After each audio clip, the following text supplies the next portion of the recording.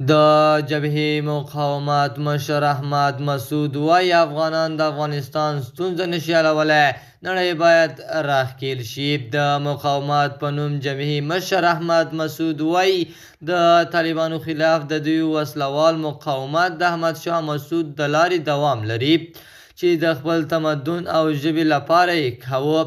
دغه په وینا د افغانستان ستونزه د افغانانو له لوري نشي حل کېدی. د مشکل د هواري لپاره باید په سیاسي کچه سیمه او نړۍ راښکېل کړای شي. مسعود زیاته کړې له ایراني چارواکو سره په تماس کې دی او پرله پسې ډول یې ترې غوښتي چې طالبان باید په رسمیت ونه پیژندل شي. په سلامونو مو هرکلی کوم د AFG نیوز چینل درنو لیدونکو.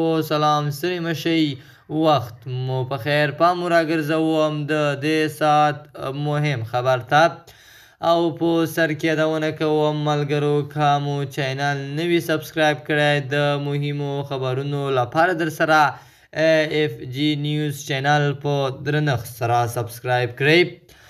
د اسلامي همکاریو سازمان د بهرنیو چارو وزیر 50مه غونډه کې د افغانستان ملي بیرغ تر چتر لاندې د طالبانو بهرنیو چارو وزیر امیر خان متقي وینا وکړه.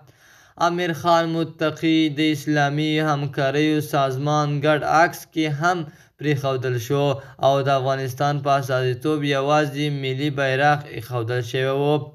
د AFG نیوز چینل درنو لیدونکو دا اوس زموږ د ساعت چمتو شوی خبر. د نورو مهمو خبرونو لپاره در سره AFG نیوز چینل په درنښت سره سبسکرایب کړئ. تر بیا ښې چارې د الله په امان.